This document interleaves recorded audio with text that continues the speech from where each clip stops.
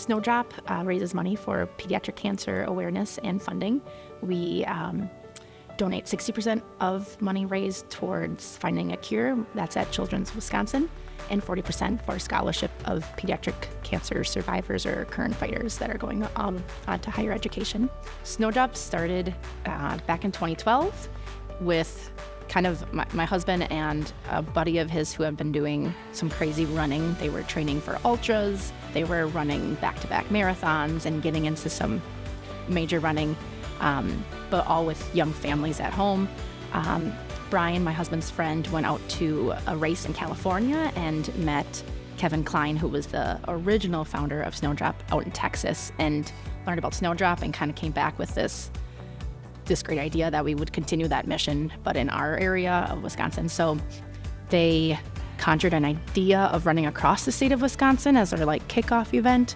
I'm not even sure we raised any money, honestly, but they ran literally the width of Wisconsin over the course of 3 or 4 days, and then just kind of came up with more and more crazy ideas to raise awareness for the cause, and it started catching on. We had some 5Ks in the beginning, the toy drive in the beginning, and eventually evolved events such as 50K and our 24-hour treadmill run, I think, are our largest ones. So we're slowly, as you get people to behind your mission, they didn't have to be the only crazy runners. Now we have, friends we've made along the way that train to run for 24 hours straight.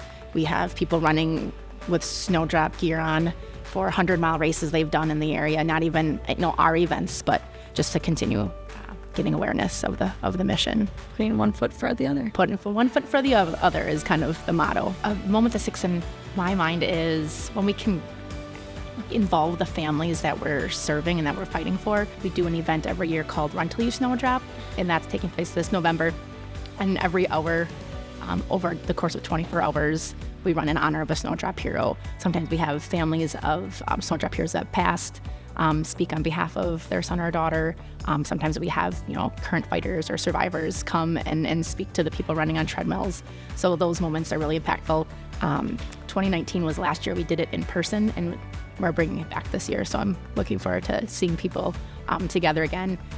We also donate toys to Children's down in Milwaukee every holiday season, and seeing those families come down and get to pick out gifts for themselves or for their loved ones.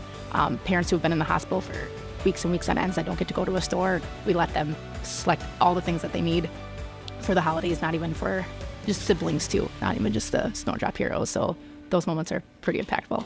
The toy drop was one of the biggest ones. It's just seeing those families that suffer, and the holidays are hard for them and they don't get to leave. Families are separated with the siblings still going to school while the fighters and the mom or dad are in the hospital. But a big thing that is brought to attention is being personally affected by a friend of ours' child that had pediatric cancer, and be able to live through that and what they go through was a eye-opening experience, because we've been fighting and we've been helping out these people that we don't necessarily know. But when you have that connection internally, it was cool to have that community behind us. Pediatric cancer doesn't get enough of recognition, and we need organizations like us and volunteers and families that we are involved with us to continue to fight for them, because some of them can't fight for themselves.